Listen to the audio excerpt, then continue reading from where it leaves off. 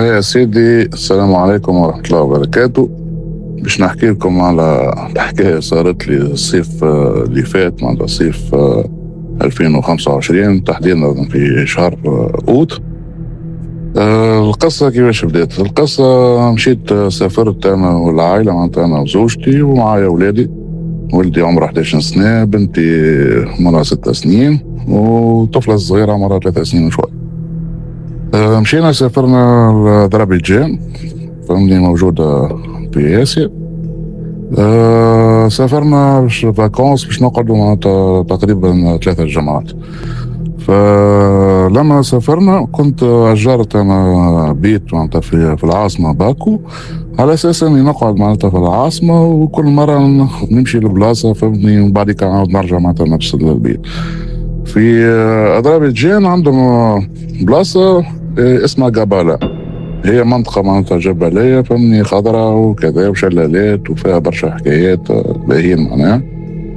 فكان البرنامج انه وسط الرحلة هذيك باش نمشيو نعديو نهار ومن بعد كان نرجعوا معناتها للعاصمة باكو. فلما احنا كنا موجودين في العاصمة، زوجتي اقترحت علي، قالت لي نقعدوا معناتها نحاولوا نأجروا في جبالة نقعدوا فيها 4 أيام، وكل معناتها فما التلفريك، فما حديقة كبيرة اسمها جبالة لاند، فنعديو وقت أكثر وكذا. فش عملت أنا؟ دخلت على الاير بي ام بي وقعدت نلوج على الدار معناتها اللي باش نكراها وتكون قريبة معناتها من البلايص اللي باش واحد يزورها من غاديكا. فلقيت دار فهمني، اللي هي عبارة على كابان، فيها بتي ريتشوسي، معناتها صالة صغيرة، كيتشينات، وفيها 3 شومبر الفوق معناتها كلها باللوح، وفيها جنينة كبيرة على أساس فيها شوية دراجة ومش عارف شنو، على أساس باش نكونوا معناتها الصغار يجموا يلعبوا وقت نبداو هذيك في الدار. باهي. وزدت أجرت سيارة معناتها بالسائق نتاعها يكون على ذمتي معناتها 24 ساعة. فأول ما جينا أول نهار باش نمشيو لجبالة، خرجنا من باكو. هي باكو تبعد على جبالة تقريبا 4 سوايع 5 سوايع بالسيارة فهمني، وهي منطقة جبلية معناتها جبالة. فتفهمت اني نعدي النهار معناتها تقريبا في الزيارات ونشوف ونكتشف، ونوصل للدار معناتها اللي موجودة في جبالة، نوصل لها قبل المغرب معناتها باش ما زايد باش نمشي الصباح قبل المغرب، على اساس ناخذ مفاتح ونبات واحد باش يربح النهار. فكان معاي معناتها السائق هذا. عدينا نهار معناتها باهي، شلالات ومش عارف شنو كذا فهمت. لين قرب دونك الوقت وصلنا للبلاصة اللي هي فيها، اتصلنا بالسيد اللي باش يعطينا المفتاح. أول ما جاء السيد باش معناتها شفت الدار كيما هي تعجبني وكذا، بدا يحكي هو الشوفور، يحكي ويحكي ويحكي ويحكي، وعنده مشكلة هما غادي في اللغة، الشوفور يحكي انجليزي شوية، يحكيو بالازاري معناتها قريب للتركي فهمني. استغربت انا، قلت له وش بيه معناتها يحكي كي معناتها اش فما؟ قال لي راه يحب يبدل لك الدار. قلت له انا علاش يبدل لي في الدار؟ معناتها انا عجبتني الدار ولقيتها في الاير بي ام بي ودفعت فيها فلوس وكل، معناتها مش تو باش يقول لي بدل لك الدار، معناتها ما نحبش يبدل لي الدار. كبش باقي يحكي يحكي يحكي يحكي يحكي وانا مش فاهم حتى شيء. وبعد يقول لي راه قال لك بدل نعطيك ما خير وكذا. قلت له ما نحبش انا ما خير، انا الحاجه اللي اخترتها معناتها كريناها هذه هي فهمت، معناتها بساس نكري بالاير بي ام بي وكذا ما هوش كيما هكا. فقال لي اوكي عمل هكا ومدنا المفتاح ومشي. باهي.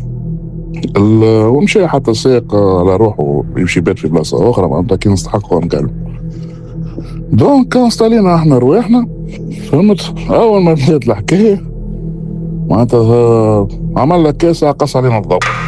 اوكي، واحنا نهار كامل معناتها تعبين، خرجنا من الصباح تقريبا 8 تاع الصباح وندور وكذا فهمني، وقص علينا ديجا الضوء.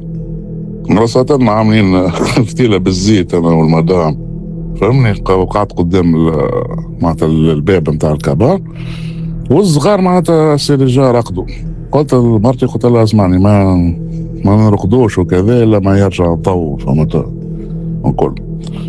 البلاصة اللي نحن فيها تقريبا هي كابان، معناتها عندها كيما جنينة وكذا في وسط بريسك غابة، معناتها ما بحذاك حتى شيء، لا ترى عباد لا تسمع حس، فما حتى شيء، بريسك وحدنا معناها.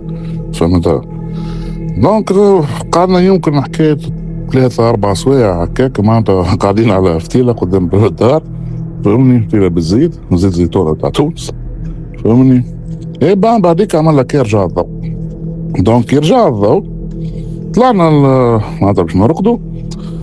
هاي يا سيدي الفوق هما فما 3 شومبر، فهمني، معناتها باسيو صغير، معناتها ان كولوار ما بين لي شومبر هذوما، يمكن حكاية 4 متر ماكسيموم، معناها خاطر هما بيوت صغار، معناتها جوست تاع فروشات. دونك انا البيت الاولاني اللي مع الدروج بالضبط هو دروج لوح، انا فيها انا والمدام. البيت الثاني حطيت ولادي 3 معناتها فيها، البيت الاخرى ما استعملناهاش، فهمني. رقدنا سيدي نص ساعة بالضبط متاع الليل نسمع في حس متاع جريان في وسط الكولوار، سمعت حس متاع جريان، حليت عينيا ديريكت، مشى في نور في بالي معناتها بنتي الصغيرة، خاطر بنتي عندها تقوم في الليل تجينا تجري تجيب حدانا، فهمت. ف حليت عينيا نغزر هكا وهكا فما حتى شيء. قلت انا نستخايل في مخي الطفلة وكذا والصغار ونقول معناتها يمكن نستخايل، وحليت عينيا، فهمت. يعني هكا باش نرجع نرقد ونسمع في حس معناتها في الدروج، معناتها واحد هابط من الدروج، فهمت. عملت هكا، قمت ديريكت في مخي قلت شكون دخل للدار، خاطر الدار فيها ستين كابان، حتى الباب نتاعها هكا بالنار يبدا معناتها الومنيوم وسهل، معناتها يجم يتحل فاسيلمون. هزيت حاجه في يدي باش نضرب بها ولا مش عارف كذا، عملت هكا هبط بشويه بشويه، نقل واحد الصاله فارغه ما فما حتى شيء، فهمني. هاي قلت شنو نستخايل معناها، قعدت في وسط الصاله اللوطه، فهمني، قاعد هكا شويه نثبت ونعمل هكا، نعاود نسمع في حس الجري في وسط الكولوار فوق معناها، فهمني. قلت انا باز في واحد من الصغار مره اخرى، قلت مره الاولى نستخايل، المره هذيا شنيا معناتها نحس. انا طلعت حصيله وما لقيت حتى شيء، فهمني. نعاود نسمع مره اخرى في الهبوط معناها نتاع الواحد، في هبوط هابط، معناتها انا طلعت الفوق وليت نسمع في واحد هابط مره اخرى في الدرجه هذي. هبطت حصيل وما نكذبش عليك طار علي النوم، فهمني.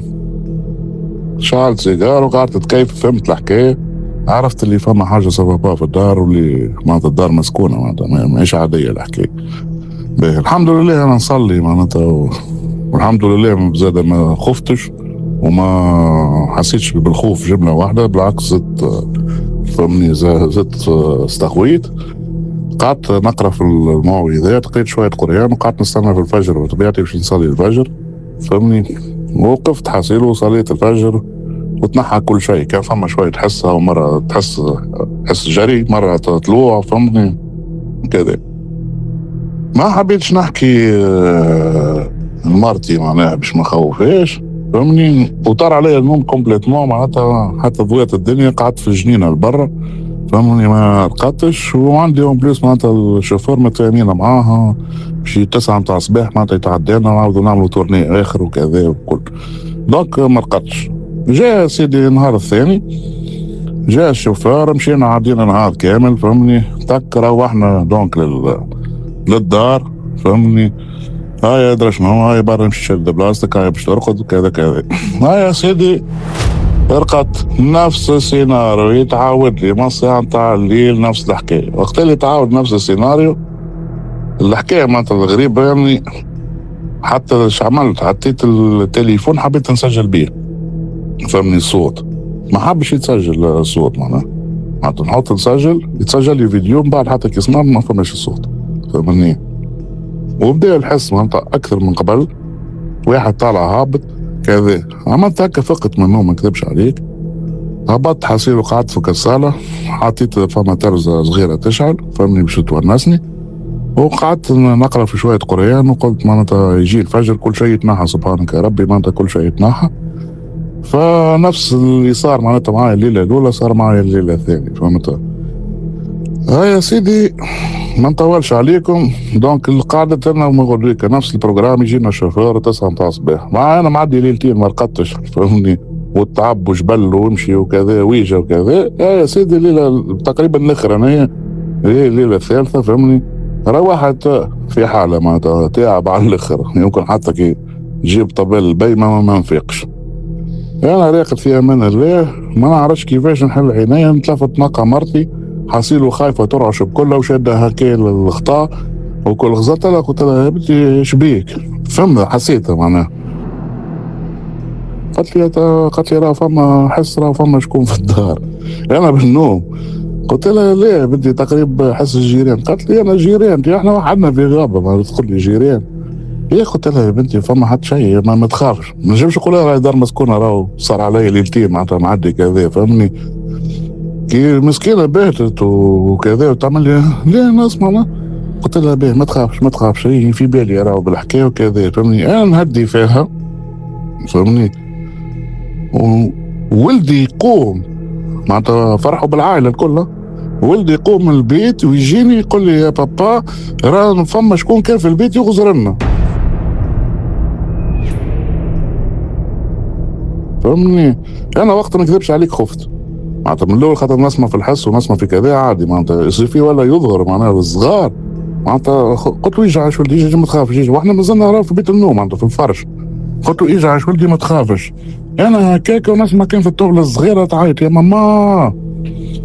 هيا قلت لها قوموا كلكم فهمني، قومتم الكل، هبطت نحصيله قعدنا في الصالة، حطيت القرآن معناتها في اليوتيوب ديجا يمشي، وكله قعدت انا وهي مصدقني على يمكن ساعة واحدة. هو بونكات صغيرة نتاع معناتها ما تهزش حتى، خليتهم الكل بحذايا فهمني ليلة كاملة. دونك ومرتي خايفة كذا، قلت لها ارقد ما تخافش ما فما حتى شيء، ان شاء الله ما يصير حتى شيء فهمني. عملت هكا حصيله وانا بالنوم ما عادش نجم فهمني، قاعد شد الكوموند نتاع التلفزة في يدي، وساعات نغفل هكا نسمع شكون هاو يعيط هاو يزفر لك هاو هبط تك تك تك يضرب في الحس فهمني. نحل هنا يقول باه سي بون هاي يا سيدي فهمني، استعوض من الشيطان. اوكي اش مازال على الفجر، هاتا يجي الفجر وصلي كل واحد يمشي على روحه فهمني. حاسيلو قعدنا هكاك حتى اخويا جا الفجر فهمني، ومعناتها الحمد لله واحد صلى وكذا فهمني، ومشينا اكسبيريونس عشناها. قال الاخر ماهيش عاديه معناتها، من الاول انا ما حبيتش، قلت انا نتخايل كذا كذا بعد فرحوا بينا معناتها عائله الكل فهمني.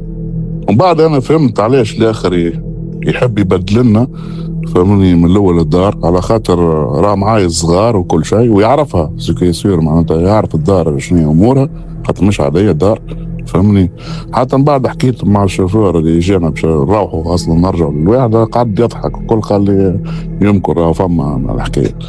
الحاصل انا حبيت نبارتاجي معكم هذه الحاجه فهمني. حاجه اخرى ان كيد الشيطان كان ضعيف فهمني، حتى كان شفتوا حاجه صارت حكايه ديما قراو قران فهمني، راه ما عنده عليكم حتى سلطان ومش يعمل لكم حتى شيء. والحاصل ان شاء الله نكونوا افدناكم وشاركنا معكم في الصفحه هذه، وتبقوا على خير.